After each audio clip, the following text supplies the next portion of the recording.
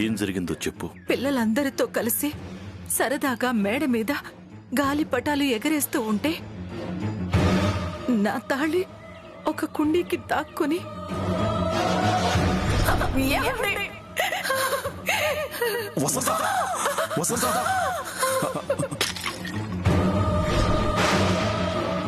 అది గురువుగారు జరిగింది.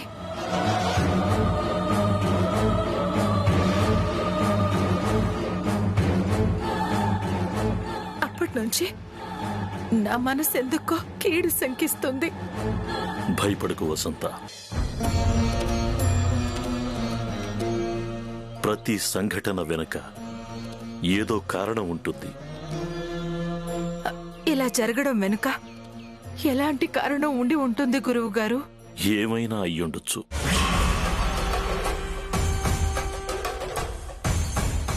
నీ చుట్టుపక్కల మంగళసూత్రాన్ని అగౌరవపరిచే మనుషులు, మంగళసూత్రానికి విలువ ఇవ్వని మనుషులు ఉన్నారు అనే విషయాన్ని నీకు గుర్తు చేయడం కోసం అలాంటి సంఘటన జరిగుండొచ్చు. కారణం ఏదైనా ఒక మంచి పని కోసమే అలా జరిగింది అనుకోండి, మనసుకి ప్రశాంతంగా ఉంటుంది.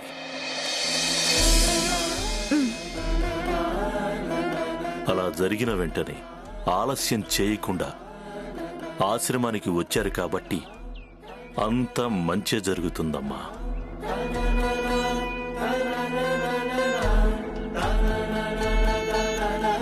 రేపు స్వామివారికి చందన సేవ చేసుకోండి. ఆ చందనంలోని చల్లదనం స్వామివారి చూపుల్లో నుంచి ప్రసరించి నీ మాంగళ్యం నిండు నూరేళ్లు చల్లగా ఉండేలా చేస్తుంది. అలాగే గురువుగారు, మీరు చెప్పినట్టు రేపు స్వామివారికి చందన సేవ చేసుకుంటాను. ముందుగా తలారా స్నానం చేసి గౌరీ పూజ చేసుకుని రామ్మా. వచ్చాక చందన సేవకు సంబంధించిన విధి విధానాలు చెప్తానమ్మా. అలాగే గురువుగారు. వస్తాం గురువుగారు. మంచిది.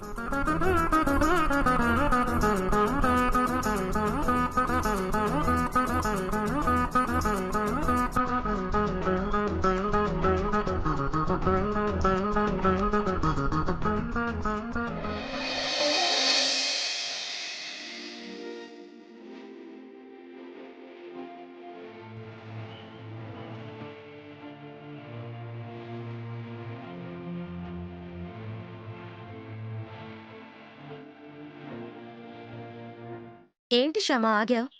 రా వెళ్దాం. అంటే అక్క, నేను కన్నయ్య కోసం చిన్న కానుక తెచ్చాను. కన్నయ్య కోసం కానుక తేవడం ఏంటి? ఇక్కడ నీ కన్నయ్య లేడు కదా. ఆ విష్ణుమూర్తే కదా అక్క కన్నయ్య. కన్నయ్య కోసం తెచ్చింది ఆ విష్ణుమూర్తికి ఇస్తాను.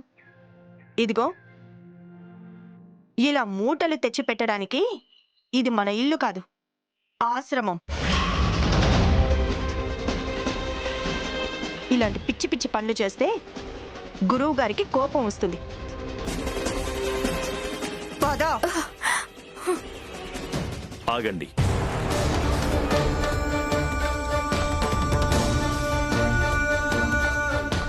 ఏంటమ్మా సమస్య? మా తోడి కోడలే మా సమస్య గురువు గారు. తను పల్లెటూరు పిల్ల, అందువల్లే ఈ సమస్యలు. క్షమించండి.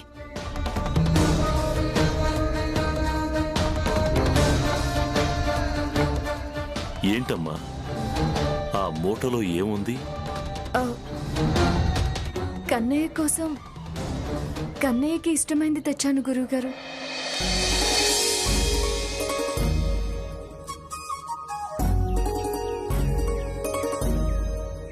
కన్నయ్యకి ఇష్టమైందేంటో నీకు తెలుసా? తెలుసు గురువుగారు, అందుకే తెచ్చాను. ఏం తెచ్చావో చూయించు. అలాగే గురువుగారు.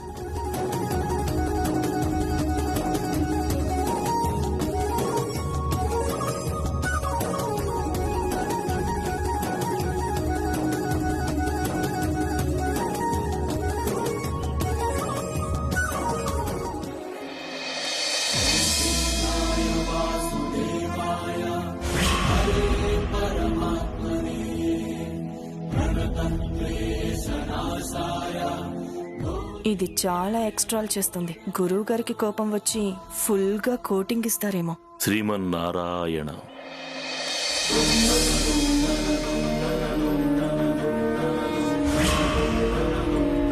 ఈ అటుకులు బెల్లం పెడితేనే కదా ఆ కన్నయ్య కుచేలుడికి అష్టైశ్వర్యాలు ఇచ్చాడు. అవును గురువుగారు. నువ్వు కూడా అటువంటి ఐశ్వర్యం ఆశించే అటుకులు బెల్లం తెచ్చావా? కన్నయ్య ఆశీస్సును మించిన ఐశ్వర్యం ఏముంటుంది గురువుగారు? కన్నయ్య ఆశీస్సు, కన్నయ్య సావాసం తప్ప నాకింకేమీ అక్కర్లేదు. మరి ఏం ఆశించి తీసుకొచ్చావు?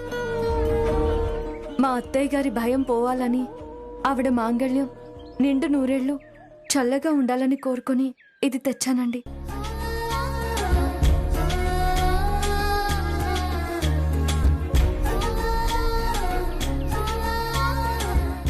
కన్నయ్య పట్ల నీకున్న అచంచలమైన భక్తే నీకు శ్రీరామ రక్షమ్మ. నైవేద్యం పెట్టమ్మా. అలాగే గురువుగారు.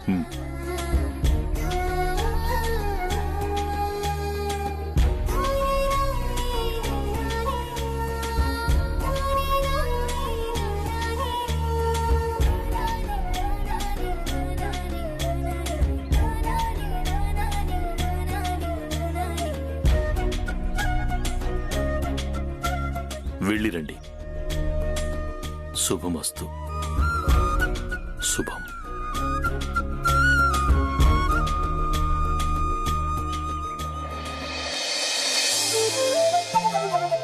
నారాయణ, శ్రీమన్నారాయణ, కృష్ణావతారంలో కుచేలుడు పెట్టిన అటుకుల రుచి గుర్తొచ్చిందా తండ్రి?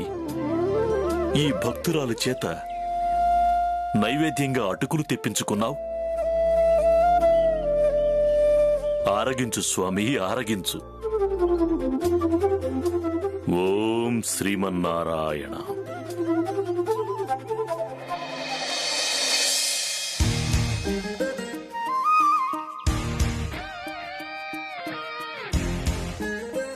వసంత, నువ్వు తొందరగా వెళ్ళి తలస్నానం చేసి వస్తే గౌరీ పూజ మొదలు పెట్టొచ్చు.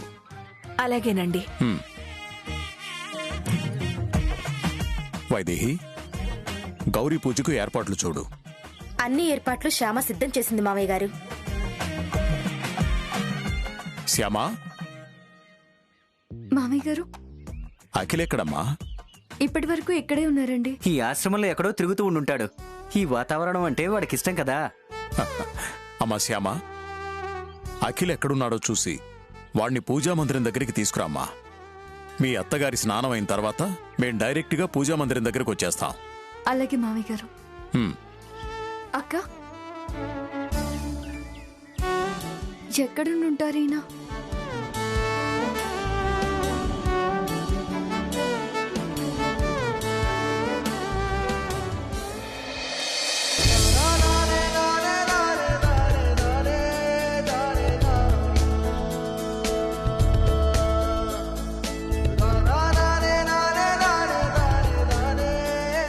అయ్యో, ఇదేంటండి, మీరు గడ్డి మోసుకు వెళ్తున్నారేంటి? చెప్పాను కదా శ్యామ, ఇక్కడ ఎవరి పనులు వాళ్లే చేసుకోవాలని. ఇక్కడికి వచ్చిన ప్రతిసారి నేను గోశాలకు వెళ్లి గోవులకి గ్రాసం పెట్టి వస్తూ ఉంటాను. ఇంతకు ముందంటే మీ పక్కన ఎవరూ లేరు కాబట్టి మీరు మోసుకు వెళ్ళేవారు. ఇప్పుడు నేనున్నాను కదా, నేను మోస్తానివ్వండి. నువ్వా? అవును, మీ బదులు నేను మోయొచ్చు, పర్వాలేదు. అది నీ వల్ల కాదు శ్యామ. నా వల్ల అవుతుంది, ఇటివ్వండి. అరే అమ్మా, ఆ గడ్డి మోపు మీ వారిని తీసుకెళ్ళనివ్వండి. నా కళ్ళ ముందు ఆయన పని చేస్తుంటే చూస్తూ ఎలా ఊరుకుంటానండి? కొన్ని చూస్తూ ఊరుకోవడం తప్ప ఏమీ చేయలేమమ్మా. స్వామి, మీ గురువు గారు మీ కళ్ళ ముందే ఇలా పనులు చేస్తూ ఉంటే మీరు చూస్తూ ఊరుకుంటారా? ఏమీ చేయలేరా? అయ్యో, లేదు లేదమ్మా, నేనే చేస్తాను. ఆ పనులన్నీ నేనే తలకెత్తుకుంటాను. ఎందుకలా చేస్తారు? ఎందుకేంటమ్మా? గురుదేవో భవ అంటారు. అంటే గురువు దేవుడితో సమానమని అర్థం. పతిదేవుడు అని కూడా అంటారు కదండి. అంటే భర్త దేవుడనే కదా అర్థం.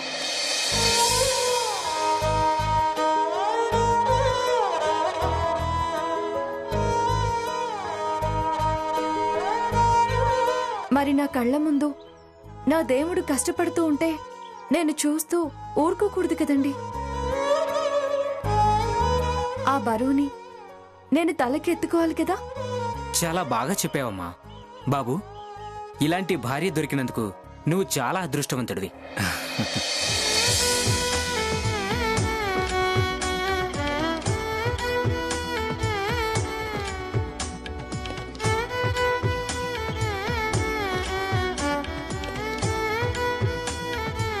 ఇటివ్వండి.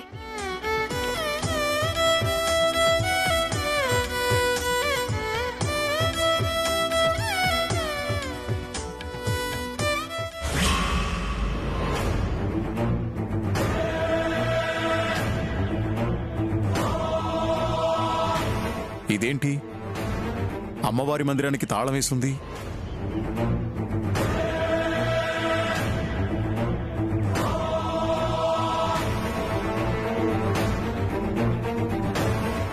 అదిగో గురువుగారి శిష్యుడు వస్తున్నాడు. అతన్ని అడుగుదాం, తాళం తీస్తాడు. బాబు, ఏంటండి? మీ గురువుగారు మా ఆవిడ్ని గౌరీ పూజ చేసి రమ్మన్నారు. పూజా మందిరం తాళం వేస్తుంది. కొంచెం తాళం తీస్తావా? క్షమించండి, ఇక్కడ ఏ సమయానికి ఏది జరగాలో ఆ సమయానికి అది జరుగుతూ ఉంటుంది. ఉదయం పూజా కార్యక్రమాలన్నీ పూర్తయ్యి ఒకసారి తాళం వేసిన తర్వాత మళ్ళీ సాయంత్రం వరకు పూజా మందిరం తాళం తీయకూడదండి. గురువుగారు ఒప్పుకోరు.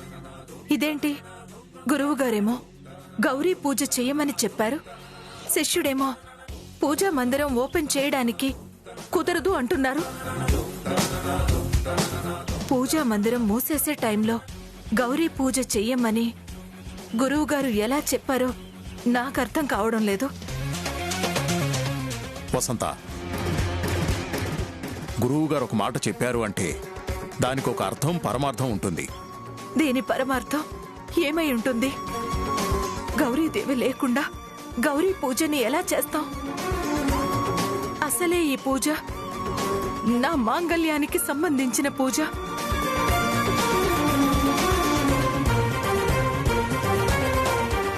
ఏంటి ఇక్కడే ఆగిపోయారు? పదండి లోపలికి వెళ్దాం. ఏంటి వెళ్ళేది? పూజా మందిరం తాళం వేసింది.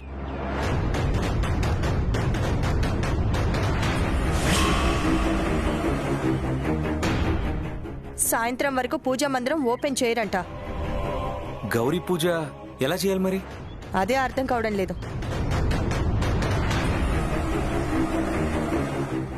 గురువుగారు చెప్పినట్టు గౌరీ పూజ ముగించుకుని ఆయన దగ్గరికి వెళ్ళకపోతే ఆయనకి ఆగ్రహం వస్తుందేమో.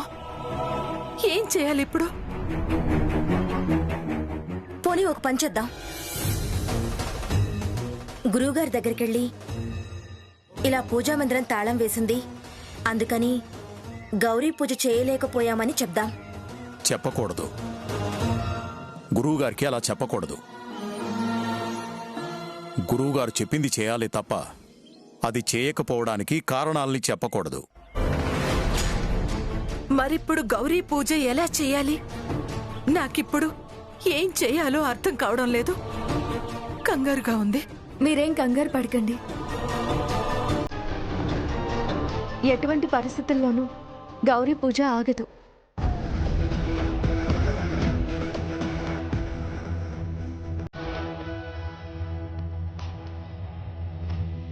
ఎలాగైనా అత్తయ్య గారితో ఈ పూజ చేయించాలి.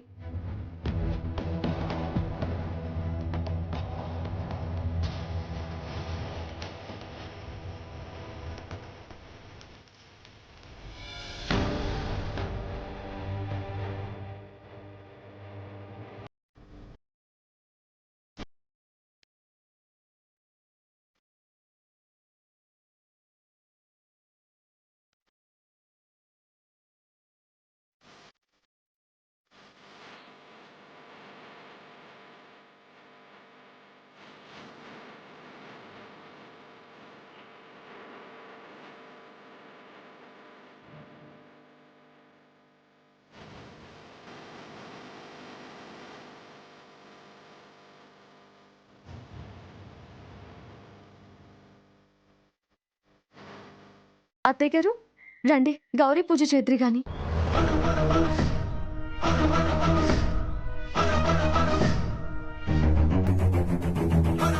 అమ్మవారు ఇక్కడుంటే పూజ ఎక్కడ చేస్తాను? మీకోసం నేను ప్రత్యేకంగా అమ్మవారిని తీసుకొచ్చాను. రండత్తయ్య గారు.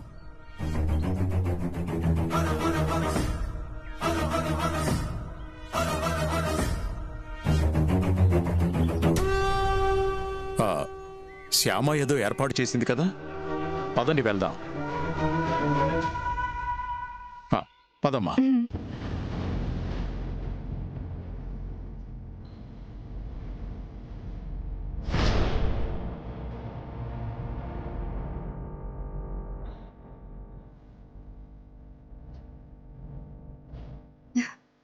అదిగోండి అత్తయ్య గారు, గౌరీదేవి చూడండి.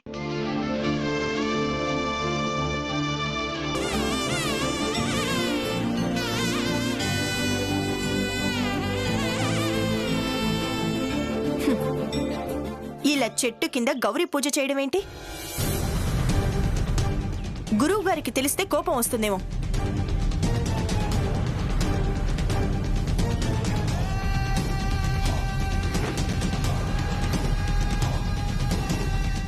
అందులోనూ ఇది అత్తయ్య గారి మాంగళ్య బలం కోసం చేస్తున్న పూజ.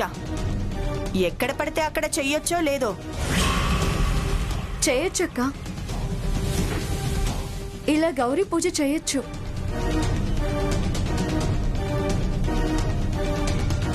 పసుపు గౌరమ్మతో గాని కలసం పెట్టి గాని గౌరీ పూజ చేయొచ్చు అని మా ఊరి పంతులు గారు చెప్పారు. అవునవును, నేను కూడా ఎక్కడో విన్నాను.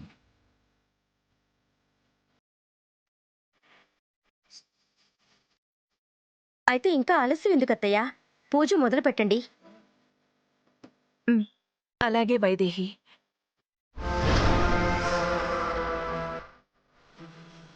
మొత్తానికి శ్యామ వల్ల గురువుగారు చెప్పినట్టు యథావిధిగా గౌరీ పూజ జరుగుతుంది.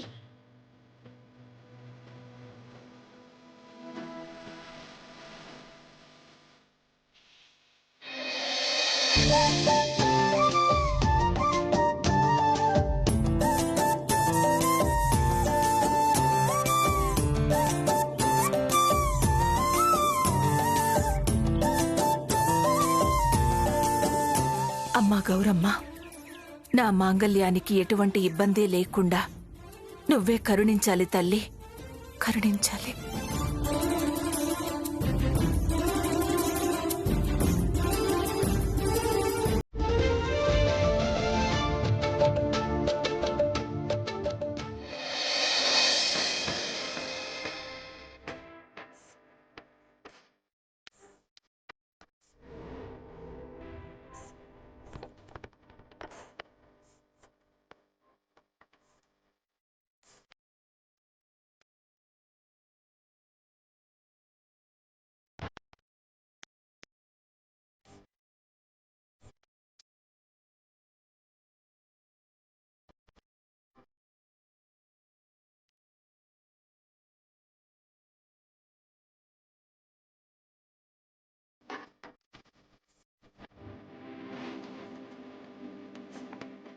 అమ్మా